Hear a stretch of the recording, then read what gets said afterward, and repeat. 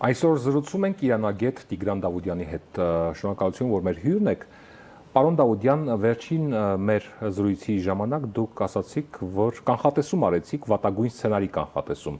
եւ նշեցիք, որ պատերազմի ավարտը չի նշмарվում եւ ավելին նույնիսկ տոտալ պատերազմի անոնս արեցիք, այսպես ասած։ Հիմա ըստ էության տեսնում ենք այն, ինչ որ ասացիք։ Ինչու է այսպես, ինչու է վերահսկողությունից վիճակը դուրս գալիս եւ Դոնալդ Թրամփը Fox News-ին տված վերջին հարցազրույցում բաց տեքստով սպառնում է, եթե Թեհրանը չնստի բանակցությունների սեղանին, ամերիկյան բանակը կոչացնի Իրանի բոլոր կամուրջները եւ էլեկտրակայանները։ Ինչպես կմեկնաբանեք այս հայտարարությունը, ինչ է ուզում ասել Միացյալ Նահանգների նախագահը։ Ողջունում եմ ձեզ եւ ձեր հեռուստադիտողներին։ Միացյալ Նահանգների նախագահը այսքանի ամսվա ընթացքում ու նաև իր նախագահության առաջին ժամկետի ընթացքում չկարողացավ այդ նպատակները, որ ինքը ուներ ընդդեմ Իրանի Իսլամական Հանրապետության, ի կատար ածեր։ Մենք պետք է հիշենք, որ նա միշտ քննադատում էր եւ ծաղրում էր դեմոկրատական երկու պրեզիդենտներ Օբամային եւ Բայդենին եւ անընդհատ ասում էր դուք շատ վատ պայմանագրեր եք կնքե Իրանի հետ եւ ես դրանք կբեկանեմ ու դրանից լավը ես կմշակեմ։ Փորձեր կատարեց, բայց ձախողեց։ Վերջին փորձն էլ քանի շաբաթ առաջ Եվրոպայում էր, որ պետք է համաձայնվեին։ Բայց փաստը ցույց տվեց, որ իրանցիները պարզապես ժամանակ էին փնտրում, ժամանակ էին խնդրում, որպեսզի կատարեն իրենց մահացած, իրենց սպանված առաջնորդի հուղարկավորությունը, որը մեկ շաբաթ ավել տևեց եւ բոլի առաջնությունը չեք կապում այս իրադարձությունների հետ։ Դա ամերիկյան կողմի, բայց մենք պետք է հիշենք, որ Թրամփը մեկ անգամ ակնարկեց, ասեց մենք մեկ շաբաթ ժամանակ ենք տվել, որ իրենց ղեկավարի հուղարկավորությունը կատարեն։ Բայց հետաքրքիր բաներ պատահեց հուղարկավորության ընթացքում։ Այնտեղ եղել է նաև Թրամփից վրեժ լուծելու ուրեմն լոզունգներ։ Եվ մենք նաև պետք է հիշենք, որ երբ որ ՆԱՏՕ-ի գագաթաժողովն էր Թուրքիայում եւ ԱՄՆ պրեզիդենտն էլ մասնակցում էր, անգամ որոշ ծայրահեղ իրանցիներ ասել էին, որ մենք պետք է Թրամփին ահաբեկենք հենց Թուրքիայում, մահափորձ կատարենք եւ լուրերի մեջ կար, որ անգամ Թրամփը իր ինքնաթիռը փոխեց Վաշինգտոն իսրայելական հետախուզական ծառայություններն էին հայտարարել, որը հետո Միացյալ Նահանգները իհարկե հերքեց։ Բայց բոլոր դեպքերում իրենք շատ մտահոգ են այդ սպառնալիքներից, որ անընդհատ Իրանից հնչեցվում է։ Ուրեմն եզրակացնենք, որ Միացյալ Նահանգները չի կարողանում հասնի այդ նպատակներին, որ ինքը դրել էր, Իրանի միջուկային հնարավորությունների զերոացում եւ հրթիռաշինության զերոացում։ Այդ նպատակներին Միացյալ Նահանգները չի կարողանում հասնի եւ դրան հիմա ավելացավ մի նոր շատ մեծ թնջուկ եւ դա Հուրմուզի նեղուցն։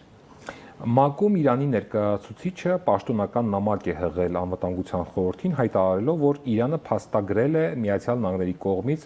հունիսյան հուշագրի 42 կոպիտ եւ էական խախտում, Միացյալ Նահանգներին անվանելով ագրեսոր։ Մինչդեռ Միացյալ Նահանգներն էլ իր հերթին Իրանին է մեղադրում Հորմուզի նեղուցի դրույթները խախտելու համար։ Ի վերջո, ով առաջինը դրժեց իր խոստումը եւ խախտեց պայմանավորվածությունը։ Այո, կողմերը արդեն հայտարարել են, որ իրանք ասում են Իսլամաբադի համաձայնագիր, որտեղ Պակիստանը հիմնականում միջնորդեց Կատարի օգնությամբ եւ հետո այդ փաստաթուղթը Շվեյցարիայում արդեն քննարկվեց, նախապեսելով նախնական համաձայնագիրը ստորագրվել էր Իրանի եւ Միացյալ Նահանգների պրեզիդենտների կողմից։ Կողմերը միմյանց քննադատում են, որովհետեւ Իրանը, տեսեք, Իրանը թեկուզ համաձայն Շվեյցարիայի այդ համաձայնագրի թույլ էր տվել, որ արդեն կարող են այդ բոլոր նավերը նեղուցից անցնեն, բայց ասել էր, որ իմ գծած ծովային ճանապարհով։ Մենք պետք է նկատի ունենանք, որ Հուրմուզի նեղուցը գտնվում է Իրանի եւ Օմանի միջև։ Այդ նավերը սկսեցին Օմանի ջրերով անցնել։ Եվ այդտեղ Իրանը հրթիռակոծեց այն նավերին, որոնք իր գծած ջրային ճամփով չէին անցնում եւ Օմանի ջրերով էին անցնում։ Ինքը ասում էր, որ պետք է իմ գծած ճամփով անցնեք եւ հրթիռակոծեց։ Եվ իհարկե Իրանը ասաց, որ հերքեց, որ իրենք չեն արել, արևմուտք ասաց, որ Իրանն է արել, բայց իրենք հերքում են, չեն ասում, բայց միաժամանակ ասում են, որ նավերը պետք է մեր գծած ուղով անցնեն։ Հետո այդտեղ կար գումարների խնդիր։ Իրանը ասում էր, որ յուրաքանչյուր նավ պետք է մեզ $2 միլիոն վճարի այդտեղից անցնելու համար, որը միջազգային հանրային կարծիքը միավորված ազգերի կազմակերպությունը դրանք ոչ մեկը չընդունեցին։ Բայց հետաքրքիր է հիմա Թրամփը ասում է նավեր, որ անցնում են 20% ինձ պետք է վճարեն, դա էլ շատ ծիծաղալի բան է։ Ըստ էության անհասկանալի է, ով խախտեց առաջինը խոստումը։ Արևմուտքի կարծիքով Իրանը, արևմուտքի կարծիքով Իրանը։ Պետք այս պատերազմը։ Տեսեք, Իրանում կան նաև շրջանակներ, ծայրահեղ շրջանակներ, կրոնականներ, որոնք որոշները դրանց նաև ասում են ուրեմն նավթային մաֆիա։ Իրանի մամուլում դրանց ասում են նավթային մաֆիա։ Դրանք չեն ուզում, որ համաձայնություն կնքվի։ Ինչու՞, որովհետև իրենք զարտուղի միջոցներով նավթ են վաճառում եւ հսկայական եկամուտներ ունեն։ Իրենք ձեռ է տալիս, որ պատերազմական վիճակը շարունակվի։ Հիմա ես մի բան ասեմ, դուք ավելի լավ պատկերացնեք, տեսեք, հանրապետության պրեզիդենտը պարոն Փեզեշքյանն է։ Այսինքն ենթադրենք ֆինանսական մուտքեր, ելքեր, նավթի փող եւ ծախսեր, բոլոր պետք է իր խողովակով անցնել, իր ձեռքի տակից պետք է անցնի, բայց այդպես չի։ Այդպես չի։ Օրինակ Իրանում կան մի շարք ասենք հաստատություններ, հիմնարկներ, ռազմականացված կառույցներ եւ գլխավորը հեղափոխության պահակազորի կորպուսը, դրանք իրենք առանձին նավահանգիստ ունեն։ Իրենք առանձին նավթ են վաճառում։ Եվ պրեզիդենտը պետությունը պետության մեջ այո, քանի անգամ եւ ուրեմն քանի հատ պրեզիդենտներից դժգոհել է պարոն Ռոհանին, նախկին նախագահը Ահմադինեժադը, քանի անգամ նրանք ասել են, որ մենք ենք երկրի տնտեսության պատասխանատուն, ես եմ ժողովրդին պատասխանատու, ցորենի համար, հացի համար, մթերքի համար, ինձ փող է պետք, այս փողերը ուր է գնում։ Այս խնդիրը շատ կարևորությամբ քննարկվում է Իրանում։ Տեսեք, բառացիորեն ժամեր առաջ Իսրայելի վարչապետ Նեթանյահուն Թեհրանին ուղղված կոշտ հայտարարություն արեց, նշելով, որ հույս չունենակ նախկին սցենարի կրկնության վրա։ Դա արդեն բոլորովին այլ պատասխան կլինի, շատ ավելի հզոր։ Ինչ նկատի ունի Նեթանյահուն նախկին սցենար ասելով, ինչ է կարծում։ Իսրայելը շատ մենակ է մնացել, որտեղ մենք այս վերջի շաբաթները նկատում ենք, որ հիմնականում դերակատարը Միացյալ Նահանգներն է եւ անգամ Միացյալ Նահանգներ Իսրայել հարաբերությունների մեջ բավական խզում է եղել, կոշտ արտահայտություններ են։ Այս շաբաթվա վերջ, եթե չեմ սխալվում, շաբաթ Նեթանյահուն պետք է որ Միացյալ Նահանգներ մեկնի հանդիպելու Թրամփի հետ։ Այո, ուզում է բոլոր հարցերը ըստ էության երևի թե կքննարկվեն հենց Վաշինգտոնում։ Բայց իմ տպավորությամբ այլևս Միացյալ Նահանգները ընթացք չի տալիս Իսրայելի պահանջներին, նաև մենք պետք է նկատի ունենանք, որ խորհրդարանը արդեն իր աշխատանքը ավարտում է Իսրայելում եւ այնտեղ նոր ընտրություններ են, Նեթանյահուն էլ ճիշտ Իրանի ծայրահեղականների նման իր միակ զենքը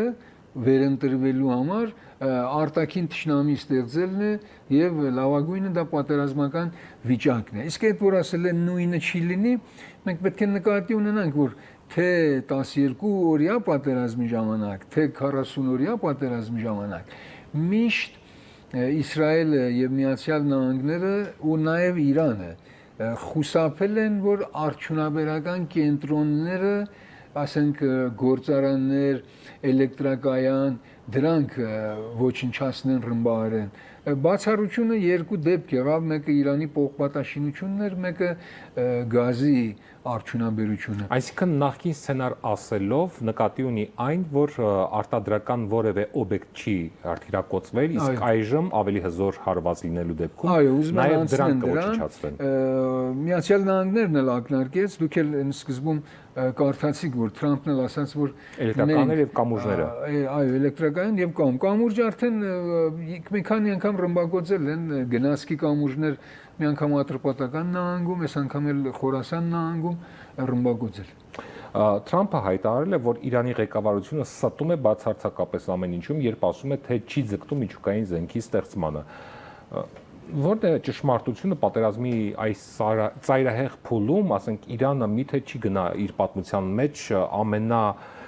ռիսկային քայլին, պաշտոնապես հայտարարելով, որ միջուկային զենք ունի, ինչ եք կարծում։ Տեսեք, Իրանը ճիշտ է 20 տարի առաջվանից այդ արդյունաբերությունը ստեղծել է ուրանի առստացման եւ միջուկային ռումբի ստեղծման ցանկություն ունեցել է, ծրագրել է, բայց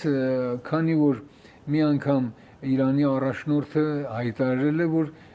մենք այլևս չենք շարունակելու, մենք միջուկային ռումբ չենք սարքելու, դա հակամարտկային է եւ այլն եւ այլն։ Պաշտոնապես ասել է, բայց միջազգային հանրային կարծիքը չի ոչ չեն հավատում եւ գիտեն, որ ավելի ճիշտ գրեթե վստահ են, որ Իրանը միջուկային զենք ունի։ Վստահ են այս հարցում։ Ինչու Իրանը այս վճռորոշ իր համար ճակատագրական պահին վերջապես չի հայտարարում, որ ունի, որպեսզի խնդիրը պետությունը հանի այս ծայրահեղ ծանր վիճակից։ Ես հետևելով լուրերին, հետևելով փորձագետների վերլուծություններին, կարծում եմ, որ դեռ չունեն միջուկային ռումբ եւ նաեւ կարծիք կա այդ ծանր ռմբակոծություններից հետո, որ այդ 400 կիլոգրամ գեր հարստացված ուրանը մնացել է արդեն փլատակների տակ, դժվար թե Իրանը կարողանա այսքան շուտ այդ ամբողջը վերականգնի, որտեվ բացի որ այդ ուրանին հիմա հասանելիություն չունի, որտեվ արևմուտքը անընդհատ տիեզերքից նկարահանում եւ տեսնում է, որ ենթադրենք իրանցիները փորձում են մոտենան այդ փլատակներին եւ այդ ուրանը հանեն։ Դա մեկ, երկրորդը ցենտրիֆուգերի ամբողջ գործարաններն է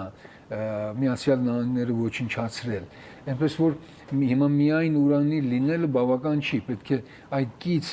տեխնոլոգիաները բոլորը ունենա,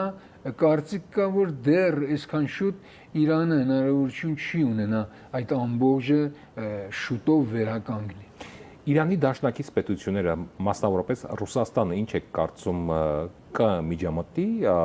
տոտալ հնարավոր պատերազմին, թե Ռուսաստանի,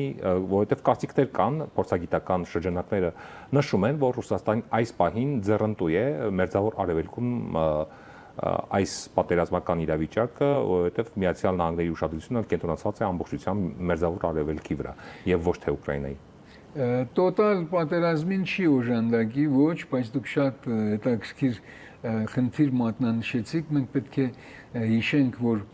քանի օր առաջ, որ Իրանի ղեկավարի ուղարկավորություններ եւ մեր երկրի ղեկավարն էլ մասնակցել էր, այնտեղ մեկնել էր նաեւ Ռուսաստանի անվտանգության խորհրդի